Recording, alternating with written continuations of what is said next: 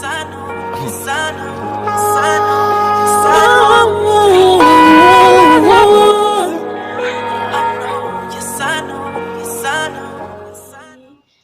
back to my channel. I'm Mrs. World and I'm here to bring you wealth. You should subscribe to my channel because I post 3 videos every single week. That's Mondays, Wednesdays, and Fridays. So be sure to like, subscribe, and leave a comment down below. Thank you. Today I'm going to be talking of how to buy gold and the steps and measures you have to take when you are buying gold. So let's get into it. First and foremost, make sure you are buying physical gold. Anyone investing in gold needs to understand that its basic function is as money, okay? Gold was used as money 5,000 years ago. Hence, the leverage in the system is huge because so many people believe they own gold on paper. But then whenever they want to claim their money, they'll find out that there is not enough physical gold available. That's why when you are buying gold, you should always make sure you are buying physical gold. Don't buy gold on paper, especially when you are buying it as insurance against the crash of the monetary system. And you should always buy physically because there are certain paper products that do not guarantee that you actually own the gold. When you buy gold on paper, there are certain statement clauses that says you can actually be paid in cash instead of physical metals in a harsh monetary crisis or war. So that's why you should always make sure you are buying physical gold. Secondly, when you are buying gold, always make sure it has to be under your direct ownership. There's an old saying, if you cannot hold your gold, you don't own it. So always make sure the gold you are buying is under your direct ownership. If you're an average person who does not have enough money but still want to buy gold, you can also buy in gold coins and then store them nearby where you can always have quick access to it. Whichever way you decide to invest in gold, always make sure that you select a gold storage company where you have direct ownership of the gold. Thus, the gold always belongs to you directly, and that the company you are dealing with cannot pledge it, hedge it, or lease it out.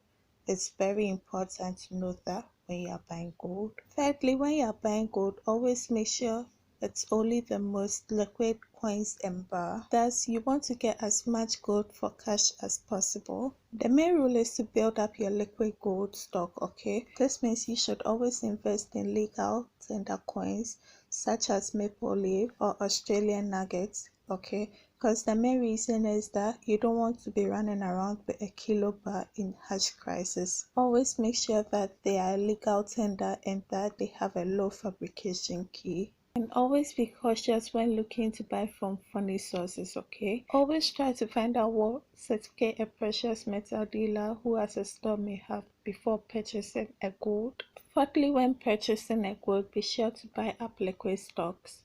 Gold is a monetary insurance as well as a means of building up savings over a long period. For example, a person who invested $100,000 in physical gold in 1970 would be able to buy roughly 1,800 ounces of gold. Today, that same gold will be worth $2 million. Even if you purchase an ounce of gold in 2004 at a price worth $340, it will be worth $1,300 today. So always know what you are doing when it comes to anything related to gold. But always ensure that you are buying and putting the gold to the side.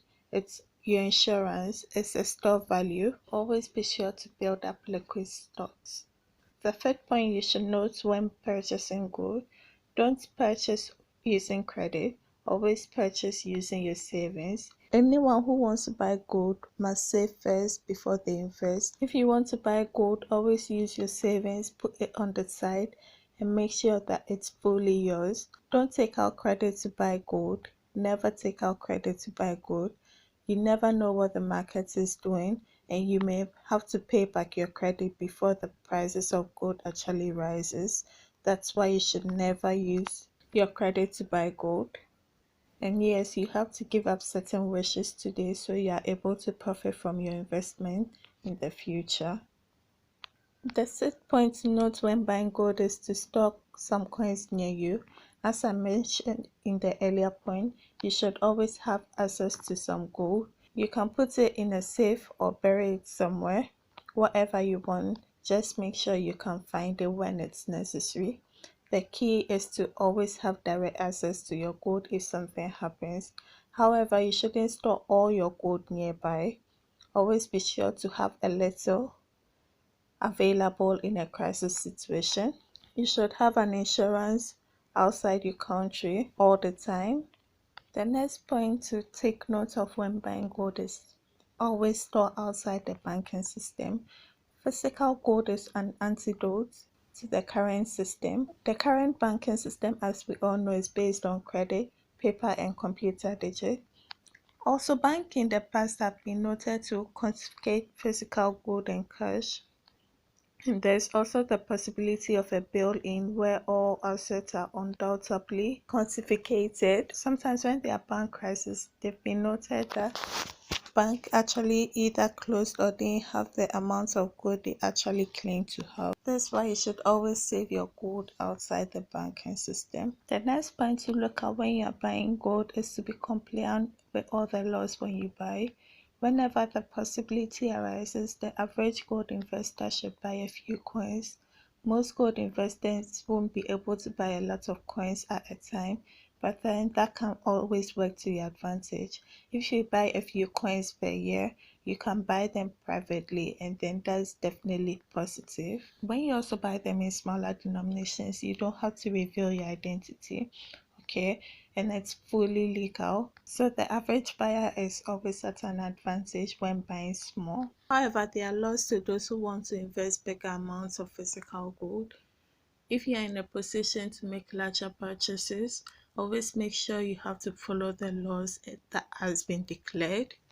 The last and one very important key when it comes to buying gold is to always invest money you won't need for about 5 years. Always invest money that you actually don't need in the next 5 years.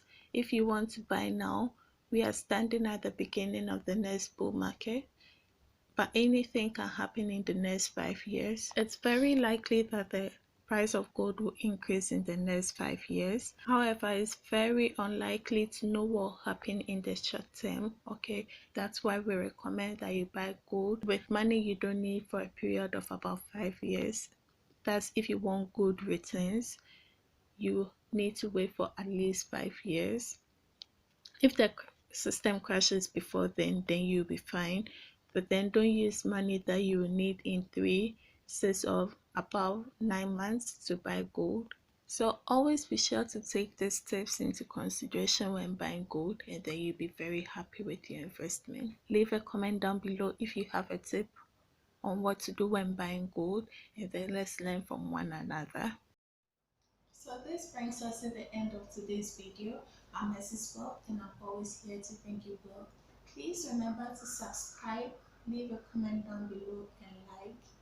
Thank you. Until next time. Yes, I know. Yes, I know.